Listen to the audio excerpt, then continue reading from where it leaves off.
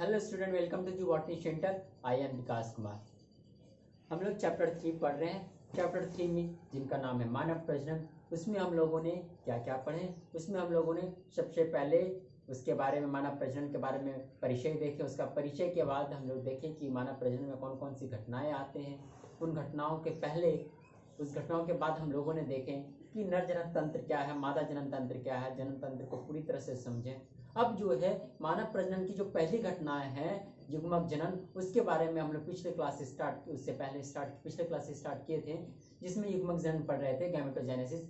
युग्मक जनन की पूरा प्रक्रिया को समझने के बाद उसमें पता चले कि युग्मक दो प्रकार के होते हैं, इसीलिए युग्मक के निर्माण की क्रिया भी दो प्रकार के होंगे। तो उसमें सबसे पहले शुक्राणु के निर्माण की क्रिया को शुक्राणु जनन बोलते हैं और अंडाणु की निर्माण की क्रिया को अंडाणु जनन कहते हैं। तो शुक्राणु जनन को हम लोग समझ चुके थे, शुक्राणु की संरचना समझे थे, शुक्राणु को निर्माण करने के लिए कौन कौन सा हार्मोन कैसे कंट्रोल करते हैं, वहां तक समझे थे। अब जो है, अब समझेंगे आज अंडाणु जनन, oogenesis। अंडाणु की निर्माण की क्रिया को अंडाणु जनन कहते हैं। आप सीधे सादे भाषा में कह सकते हैं। इसको अगर डिफाइन करेंगे तो कैसे कहेंगे? द्विगुणित अंड जनन कोशिका oogonia सेल विभाजित कर अगुणित द्वितीय अंड कोशिका का निर्माण की क्रिया को अंडाणु जनन कहते हैं, oogenesis कहते हैं। आप बोलिए सर ये द्वितीय अंड कोशिका क्या है? अंड जनन, अंडाणु और द्वितीय अंड कोशिका। अंडाणु वास्तव में मादा जो है अंडोत्सर्ग जब करते हैं तो वो अंडाणु को उत्सर्जित नहीं करते, वो द्वितीय अंड कोशिका को उत्सर्जित करते हैं, उसी को बाहर निकालते हैं। क्या होते हैं द्वितीय अंड कोशिका? आगे देखते हैं क्यों द्वितीय अंड कोशिका को ही बाहर निकालते हैं। तो सिर्फ यहाँ पे डेफिनेशन समझते हैं कि द्विगुणित डिप्लॉयड अंड जनन कोशिका oogonia सेल विभाजित कर अगुणित द्वितीय अंड कोशिका का निर्माण की क्रिया को अंडाणु जनन कहते हैं। अंडाणु जनन की क्रिया मादा के प्राथमिक लैंगिक अंग अंडाशय में होता है। अंडाणु जनन की क्रिया मादा में भ्रूण विकास के 11वें से 12वें सप्ताह में प्रारंभ हो जाता है। शुक्राणु जनन की क्रिया नर में जो है यौवन अवस्था आने के बाद, प्यूबर्टी आने के बाद स्टार्ट होते हैं। और मादा में क्या होते हैं? अंडाणु जनन की क्रिया जो है वो उनके जन्म से पहले, जब वो माँ के गर्भ में होते हैं, जब वो भ्रूण अवस्था में होते हैं, तभी भ्रूण अवस्था के 11वें से 12वें सप्ताह में वो क्या करते हैं? अंडाणु जनन की क्रिया स्टार्ट कर देते हैं, प्रारंभ कर देते हैं। अंडाणु जनन की क्रिया 3 अवस्था में होते हैं। जैसे शुक्राणु जनन की 2 अवस्था देखे थे, उसी तरह अंडाणु जनन की 3 अवस्था। ये 3 अवस्था कौन कौन से? गुणन की अवस्था, मल्टीप्लिकेशन फेज, दूसरा है वृद्धि की अवस्था, ग्रोथ फेज, और तीसरा है परिपक्व की अवस्था, मैच्योरेशन फेज। ये 3 अवस्था जो है अंडाणु जनन को कंप्लीट करते हैं, पूर्ण करते हैं। तो एक एक अवस्था को समझते हैं। पहला अवस्था है गुणन की अवस्था। यह अवस्था मादा के भ्रूण विकास में होता है। शुक्राणु जनन के निर्माण कब प्रारंभ हो रहे थे? जब उसमें यौवन की अवस्था आ रहे थे तब। लेकिन अंडाणु जनन की जो क्रिया है वो कब प्रारंभ हो रहे हैं? वो क्या बताया? भ्रूण विकास के 11वें से 12वें सप्ताह, मतलब जब वो माँ के गर्भ में हो, 11 से 12 सप्ताह के हो जाएंगे, तभी उसमें ये प्रक्रिया स्टार्ट हो जाएंगे। तो यह अवस्था मादा के भ्रूण विकास में ही होता है। जन्म से पहले ये अवस्था मादा में हो जाते हैं। अंडाशय के जनन इपिथेलियम कोशिका विभाजित कर लाखों अंड जनन कोशिका या oogonia सेल का निर्माण करते हैं। यह अवस्था मादा के भ्रूण विकास में होता है। अंडाशय के जनन इपिथेलियम, अंडाशय की संरचना जब देखे थे उसमें जनन इपिथेलियम, जर्माइनल इपिथेलियम सेल को देखे थे। वो जर्माइनल इपिथेलियम सेल क्या है? विभाजित करके लाखों अंड जनन कोशिका या oogonia सेल का निर्माण करते हैं। मादा के जन्म के बाद कोई भी अंडजनन कोशिका या oogonia सेल का निर्माण नहीं होता है। जो भी oogonia सेल बनना होता है वो कब बन जाते हैं? वो गर्भ में ही बन जाते हैं। जब उनका जन्म हो जाते हैं उस बच्चे का, तब जो है वो oogonia सेल का निर्माण नहीं कर पाते। चलिए यहाँ तक इनको नोट कीजिए, फिर अभी हम लोग आगे बात करेंगे द्वितीय अवस्था जो है वृद्धि की अवस्था। तो अभी हम लोगों ने गुणन अवस्था को देखे। अंडाणु जनन की जो पहली अवस्था थी जिसको क्या बोलते हैं? गुणन की अवस्था। अब जो दूसरी है जिसको लोग बोलते हैं वृद्धि की अवस्था, ग्रोथ फेज। ये ग्रोथ फेज में क्या होती है? यह अवस्था मादा के भ्रूण विकास में होता है। जैसे गुणन अवस्था को हम लोग देखें, वो कहाँ पे हो रहे हैं? मादा के भ्रूण विकास में। जब मादा माँ के गर्भ में होती है तभी उसमें जो है तो सबसे पहला गुणन की अवस्था हो जाते हैं, वो भी उसमें कंप्लीट होते हैं। और दूसरा जो है वृद्धि की अवस्था, ये भी माँ के गर्भ में ही होते हैं, भ्रूण विकास के समय होता है। नेक्स्ट, ये अवस्था लंबी होती है। ये जो 3 अवस्था देखे उसमें सबसे लंबी जो अवस्था होते हैं वो वृद्धि की अवस्था होते हैं। तीसरा है, इस अवस्था में अंडजनन कोशिका वृद्धि कर बड़ा होता है तथा प्राथमिक अंड कोशिका का निर्माण करता है। क्या है कि जो उगोनिया सेल बने हुए थे, बहुत सारी उगोनिया सेल, लाखों उगोनिया सेल जो बने थे किसमें, मल्टीप्लिकेशन फेज में, वृद्धि गुणन की अवस्था में, वो सारे जो हैं प्राथमिक अंड ये उगोनिया सेल जो हैं वो क्या करेंगे, अपने आप को परिपक्व करेंगे, वृद्धि करेंगे और क्या कर लेंगे, प्रथम अंड कोशिका में परिवर्तित कर लेंगे। प्राथमिक अंड कोशिका भ्रूण विकास के समय, प्राथमिक अंड कोशिका जो है जब भ्रूण का विकास होता है, जब वो माँ के गर्भ में होते हैं तभी क्या होते हैं, वो प्राथमिक अंड कोशिका एक ग्रैन्युलोसा सेल के परत से घिर जाते हैं और प्राथमिक पुट्टिका का निर्माण कर लेते हैं। तो प्राथमिक पुट्टिका का भी निर्माण कहाँ पर हो जाते हैं, गर्भ में ही हो जाते हैं। अब प्राथमिक पुट्टिका के बाद वो जब बच्ची के जन्म होते हैं तब जाकर वो उसका वो प्रक्रिया आगे की ओर बढ़ते हैं। तो माँ के गर्भ में ही इतना सारा प्रक्रिया हो गए होते मादा में जो है इतनी सारी प्रक्रिया जो है पुट्टिका तक की प्रक्रिया वो कब हो जाते हैं, वो माँ के गर्भ में ही हो जाते हैं। मीन्स कह सकते हैं कि वृद्धि की अवस्था तक कंप्लीट हो जाते हैं। अब तीसरा जो अवस्था है जिनको हम कहेंगे परिपक्व की अवस्था, यह अवस्था मादा में जन्म के बाद आते हैं। ये जो 2 अवस्था, गुणन की अवस्था और वृद्धि की अवस्था, ये दोनों अवस्था कब आ रहे हैं, तो जन्म के पहले हो रहे हैं। लेकिन तीसरा जो अवस्था है परिपक्व की अवस्था, ये जब बच्ची के जन्म हो रहे हैं उसके बाद ये अवस्था होते हैं। मादा के जन्म से लेकर यौवनावस्था तक बहुत सारे प्राथमिक अंड कोशिका नष्ट हो जाते हैं और प्रत्येक अंड कोशिका, प्रत्येक अंडाशय में लगभग 60,000 से 80,000 प्राथमिक अंड कोशिका बचते हैं। आपको अभी थोड़ा देर पहले देखे थे गुणन की अवस्था में कि लाखों अंड कोशिका उगोनिया सेल बन रहे थे, तो लाखों उगोनिया सेल जो अंड कोशिका में परिवर्तित होंगे प्राथमिक अंड कोशिका में। अब वो प्राथमिक अंड कोशिका जैसे ही वो बच्ची के जन्म हो जाते हैं तब क्या होते हैं, लगभग 60,000 से 80,000 ही प्रत्येक अंडाशय में बच पाते हैं, बाकी बात सारा नष्ट हो जाते हैं। इसीलिए कि मादा में जो है ना एक निश्चित अंडाणु का निर्माण होने का देखा गया है कि एक मादा अपने जीवन काल में 400 अंडाणु का निर्माण कर सकते हैं, परिपक्व कर सकते हैं। निर्माण तो वैसे बहुत है लेकिन परिपक्व 400 ही कर पाते हैं, क्योंकि उसके पास निश्चित मात्रा में दिया हुआ है कि इतना ही उसके पास प्राथमिक अंड कोशिका है। प्रत्येक मासिक चक्र, जिसको हम लोग रजो चक्र भी बोलते हैं, मेंस्ट्रुअल साइकिल का हिंदी में रजो चक्र या फिर मेंस्ट्रुअल मासिक चक्र दोनों कह सकते हैं, के दौरान एक प्राथमिक पुट्टिका परिपक्व पुट्टिका में परिवर्तित होता है। देखिए एक बताएं कि एक मासिक चक्र में एक ही प्राइमरी पुट्टिका, प्राथमिक पुट्टिका जो है वो परिपक्व पुट्टिका में परिवर्तित हो पाते हैं। उसके अलावा हर महीने में एक होते हैं और वो भी अल्टरनेटिव होते हैं, एक अंडाशय में इस महीने हुए तो अगले अंडाशय में दूसरे महीने होंगे। प्राथमिक अंड कोशिका में अर्धसूत्री विभाजन होता है। अब देखिए ये प्राथमिक पुट्टिका जो बने वो कब बन गए, जन्म से पहले बन गए। तो जन्म के बाद क्या है, प्राथमिक पुट्टिका जो है, प्राथमिक पुट्टिका के अंदर प्राथमिक अंड कोशिका है, उसको परिपक्व होना होगा, उसको द्वितीय अंड कोशिका में परिवर्तित होना होगा।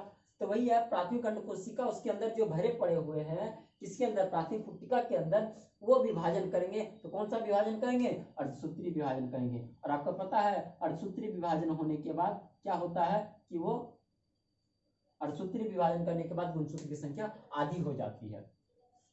तो प्रथम अंड कोशिका में प्राथमिक अंड कोशिका में अर्धसूत्री विभाजन होते हैं और ये अर्धसूत्री विभाजन 2 चरण में होते हैं। चरण 1 जिसको मियोसिस 1 बोलते हैं और चरण 2 जिसको मियोसिस 2 बोलते हैं। तो मियोसिस 1 की क्रिया समझते हैं। प्रथम विभाजन इसको मियोसिस फर्स्ट बोलेंगे के बाद 2 अगुणित असमान कोशिका का निर्माण होंगे। अगुणित क्यों बोले, क्योंकि गुणसूत्र की संख्या आधी हो गई, असमान हुए, एक बड़े हुए और एक छोटे कोशिका बने।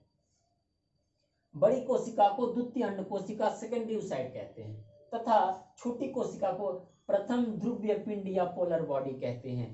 पोलर बॉडी का कोई यूज नहीं होता है, ये द्वितीय अंड कोशिका ही ये परिपक्व होकर ओवुलेशन के प्रक्रिया के दौरान ये अंडाशय से बाहर निकल जाते हैं और अंडवाहिनी में चले जाते हैं। तो ये जो है द्वितीय अंड कोशिका बने कैसे, तो मियोसिस फर्स्ट से ये बने, लेकिन द्वितीय अंड कोशिका को परिपक्व करना होगा थोड़ा, तब ना वो जाके ओवुलेशन करेंगे, उसके पहले वो ओवुलेशन नहीं कर पाएंगे। तो चलिए यहाँ तक समझ पाए तीनों अवस्था में। अब जो है परिपक्व अवस्था में थोड़ी सी और बातें बताएंगे आपको भी, तो क्लियर हो जाएंगे परिपक्व की अवस्था। इनको नोट कीजिए। तो देख रहे थे कि द्वितीय विभाजन के बाद पहला विभाजन जो थे म्यूसिस फर्स्ट हुए, तो उससे एक द्वितीय अंड कोशिका और एक ध्रुवीय पिंड, प्रथम ध्रुवीय पिंड या फर्स्ट पोलर बॉडी का निर्माण हुआ। अब जो है तब जब द्वितीय अर्धसूत्री विभाजन होंगे तो द्वितीय विभाजन म्यूसिस 2 के बाद जो द्वितीय अंड कोशिका उसमें जो म्यूसिस 2 होंगे वो क्या करेंगे, मेटाफेज तक जा करके रुक जाएंगे। आपको पढ़े हुए क्लास 11th में मियोसिस माइटोसिस में एक मेटाफेज स्टेज आते हैं, इस स्टेज तक जाकर ये द्वितीय अंड कोशिका इस अवस्था तक जाकर रुक जाते हैं। क्यों रुक जाते हैं? क्योंकि अंडाणु के पास सेंट्रियोल नहीं होते हैं और सेंट्रियोल ना होने की वजह से वो कोशिका विभाजन नहीं कर सकते हैं, तो ये जाकर यहाँ पर अपना विभाजन को रोक देते हैं। जब इसके पास शुक्राणु पहुंच जाएंगे तब वो शुक्राणु का बताते हैं कि शुक्राणु का जो है प्रोक्सिमल सेंट्रियोल जो है वो इसके पास पहुंचेंगे और इसको विभाजन करने के लिए उत्तेजित करेंगे।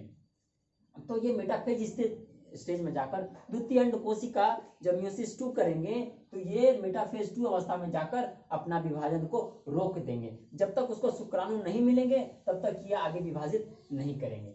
और एक तो ये हो गया, और दूसरा इसका एक विभाजन से दो कोशिका का निर्माण होते हैं। तो एक तो ये बन रहे हैं द्वितीय अंड कोशिका का एक विभाजन से बने, और दूसरा जो विभाजन हो रहे हैं उससे जो है एक और ध्रुव पिंड पोलर बॉडी का निर्माण हो रहा है। ये हो गए पहला।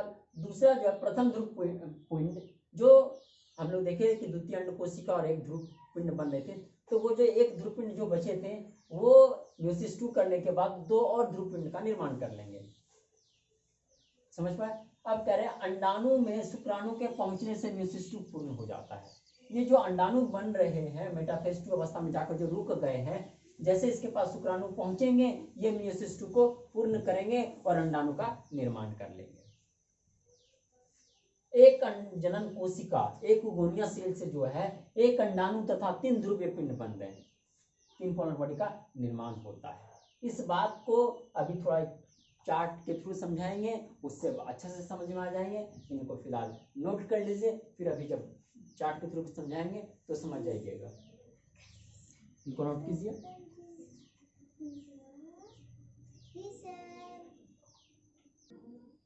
तो अभी हम लोगों ने पूरा एक सब्जेक्ट मतलब कह सकते सेंटेंस के अकॉर्डिंग से समझे कि अंडाणु जनन की प्रक्रिया कैसे कैसे हो रही है। अब उसी को एक चार्ट के थ्रू समझते हैं।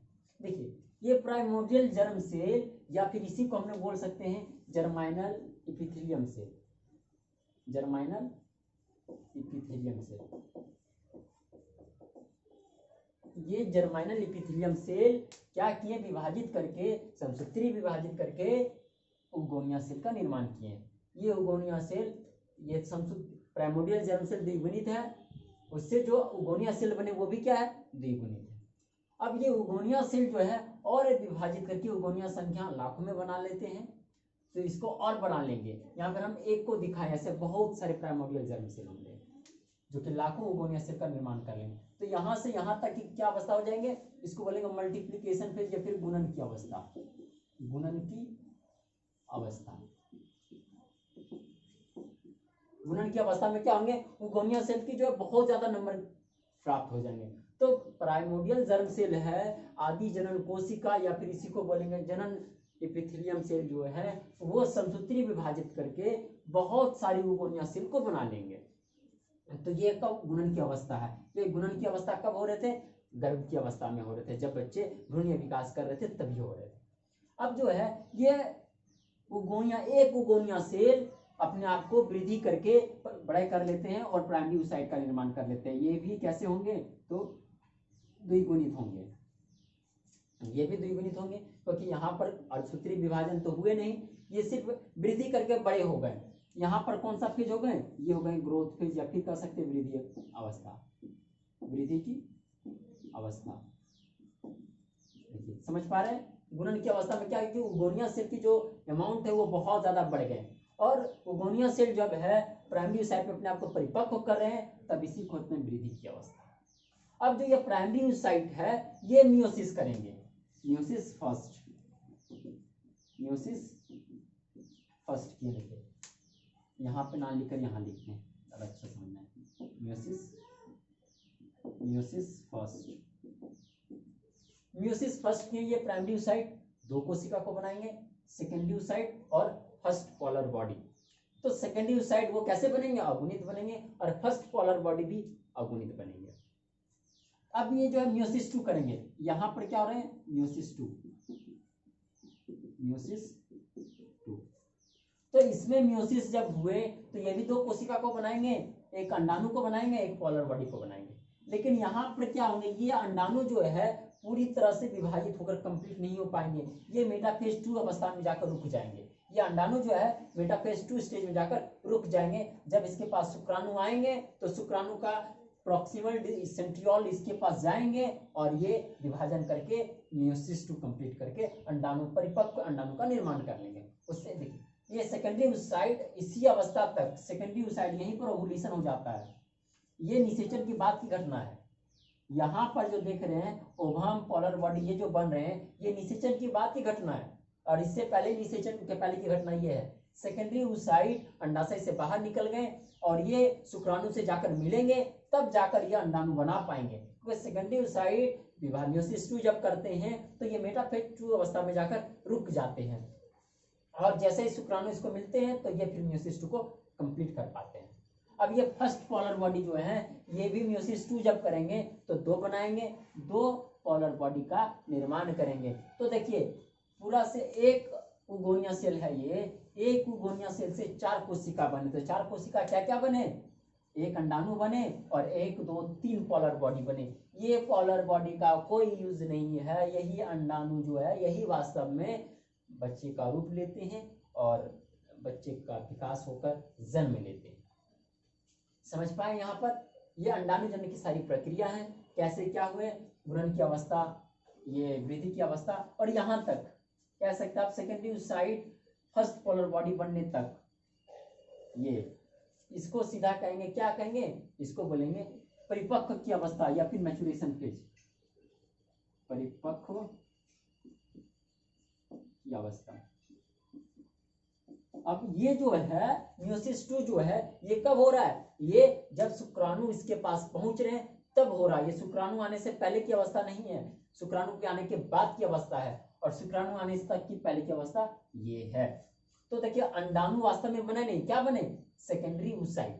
तो यही क्रिया, इसीलिए कि हम क्या बोले कि सेकेंडरी oocyte वास्तव में जो है ओवुलेशन में, अंडोत्सर्ग में सेकेंडरी oocyte बाहर जाते हैं, जब इसके पास शुक्राणु मिलते हैं तब जाकर ये अंडाणु का निर्माण करते हैं। तो समझ पाए, पहला गुणन की अवस्था, दूसरा वृद्धि की अवस्था, तीसरा परिपक्व की अवस्था।